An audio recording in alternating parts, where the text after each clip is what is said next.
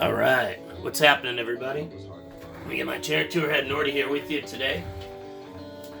With the Skull and Roses Festival just going on a little while ago, and seeing all those great Grateful Dead tribute bands, it put all of these other bands from San Francisco that played either with the Dead or had members of the Dead in them, or friends of the Dead, into my mind. So, since I've been thinking about that, I figured we would talk a little bit about Big Brother, Kingfish, New Riders of the Purple Sage, Dinosaurs, Zero, and finally we'll wrap it up with Hot Tuna. And while we talk about them, basically what we're going to do is listen to this really cool version of Know You Rider by Hot Tuna from this place called Bob Green's Green Haven, and it's from, May 25th, 1987, from Corvallis, Oregon. And in my book, Tourhead, I write about going on mini Hot Tuna Tours because they would play like 5 shows up here, and we would go to Seattle and Portland and Corvallis and Eugene and see them all in a row. And this was one of those times from this show that I just mentioned. And I found it today. This guy posted it. I will post the link so you guys can check it out. Great show. So anyway, back in the day, bands used to come through, and sometimes they'd come around the Dead times, but Big Brother got in with this chick, Michelle Bastian, and she sang for Janis. She was no Janis, but she was goddamn good, and this is a great poster. And then John Cipollina will pop up in this conversation, of course, via the Dinosaurs and his band Problem Child. Kingfish, one of Bobby's bands that he was in off and on. Matthew Kelly as well. Great posters.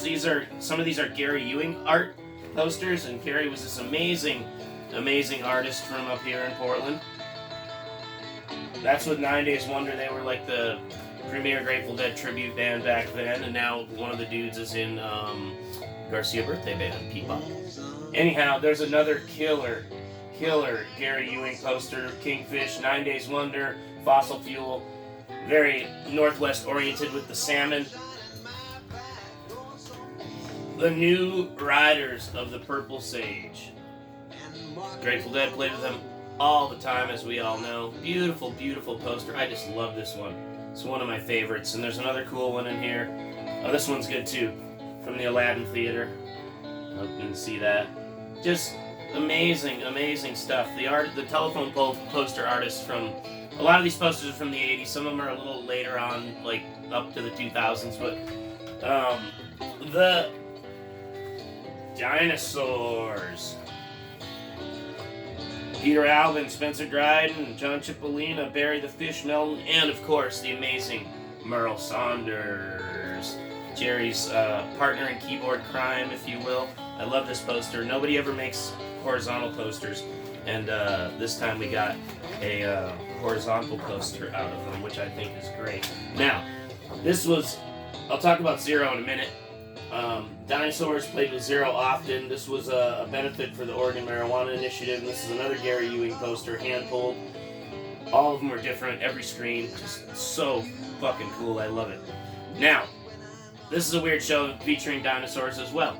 Butthole Surfers on Halloween up until midnight, and then the Dinosaurs at midnight, and you can either go see Butthole Surfers or the Dinosaurs. So I picture Gibby Haynes hanging out with John Cipollina backstage and partying. Which would be a trip. Super trip. Alright. Zero. These posters were incredible.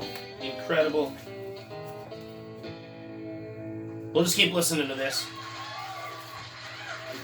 Some of these Zero ones are just all time.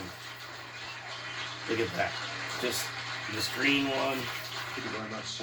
And Zero would definitely play in between all the Dead gigs. Like, some of these are just amazing. I don't even know how, like, we would be at a show and Zero would be playing some band, I forget. The very next night, and somehow we would make it back from the middle of California and we would still get to the show here. See, yeah, that one said between those Dead shows. Oh. Another one. And that one has 9 Days Wonder on it as well. Love this shit. Alright. Now, we'll get to what we've been waiting for. and what we've been listening to. The Hot Tuna posters. I love these. These small little flyers that used to be that they just hand out at the gigs. I would always keep these. Hot tuna, down on the eel. Amazing, amazing shit. Pine Street, this is the gig, I think, May 22nd, so this is 3 days before this gig we're listening to. So that was that little mini tour I was talking about. 1989, I was not seeing Dead shows at New Year's, but I did go to this Hot Tuna gig with Country Joe McDonald and Mose Wright, and they had fire breathers and sword swallowers and all kinds of stuff. But I felt weird not being at a New Year's Dead show. It was kind of a strange feeling for me. So, really beautiful Yorma poster from the year that he was inducted into the Rock and Roll Hall of Fame. So anyway, I just wanted to go over a couple of these because I just think they're fantastic, and I wanted to talk about a little other music today and listen to a little bit of other stuff. I'm not jumping off onto any kind of other kind of tangent. I'm sticking with what I always stick with. But anyhow, we got to talk about that and look at some of this great artwork. Once again, a lot of this stuff was done by the amazing Gary Ewing, who's no longer with us. And his posters are now rare as shit, so I'm glad to have them.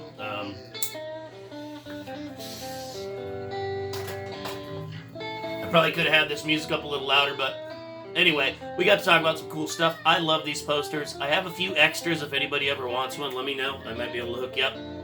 Thanks for listening today. Once again, Hot Tuna from Bob Green's Greenhaven in Corvallis in 1987. Go and check it out. It is on Husky Hiker Mining's YouTube channel, and I'll put a link in the description. So, have a great day, y'all. Good talking to you. We'll catch you pretty soon at a show. Peace.